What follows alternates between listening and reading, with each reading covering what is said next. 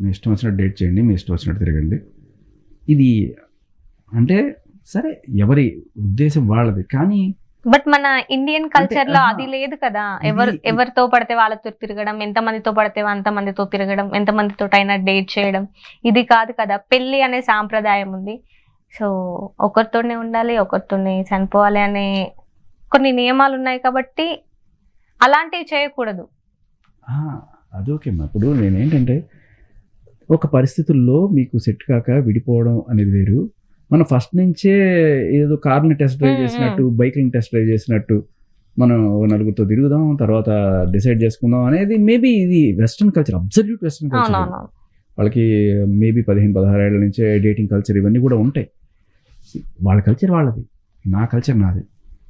నాకు ఇది డైజెస్ట్ అవ్వదు.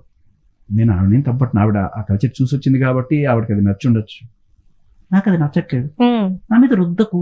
నేను అనేది ఏంటంటే, నువ్వు పర్సనల్గా నీ ఫ్రెండ్స్కి నలుగురు చెప్పుకో, కానీ ఇటువంటివి పబ్లిక్ మీడియంలో 100 మందికి చెప్పి కొంతమంది ఇన్ఫ్లుయెన్స్ అయ్యి నిజానికి అలా బరితెగించి తిరుగుతూ మొదలెడితే సరే, అది కూడా మీ వాక్ స్వాతంత్ర హక్కు, మీరు మాట్లాడుకుంటారని వదిలేస్తే, but how responsible is this for a society?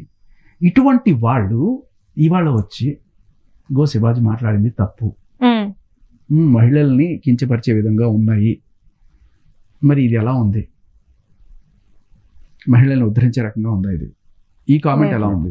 ఆ కామెంట్ కరెక్ట్ కాదు అన్నప్పుడు ఇది కూడా కరెక్ట్ కాదు కదా. అది కరెక్ట్ అయినప్పుడు ఇది కూడా కరెక్ట్ అనేసి ఎందుకు మాట్లాడట్లేదు? అది అసలు అది అమ్మా, అది వర్డ్, వాడిన వర్డ్ తప్పు, కానీ ఇంటెన్షన్ కరెక్టే. ఇది ఇంటెన్షన్ ఏంటి? ఇది ఇంటెన్షన్ మొత్తం రాంగ్ ఉంది, చెడు దారిలో నడిపిస్తున్నట్టుగా నాకు అనిపిస్తుంది. మీకు ఆ దారి చెడు అనిపించకపోతే అది పర్సెప్షన్, నాకు చెడు అనిపించవచ్చు, మీకు చెడు అనిపించకపోవచ్చు, ఇలా 100 మాటలు మాట్లాడుకోవచ్చు.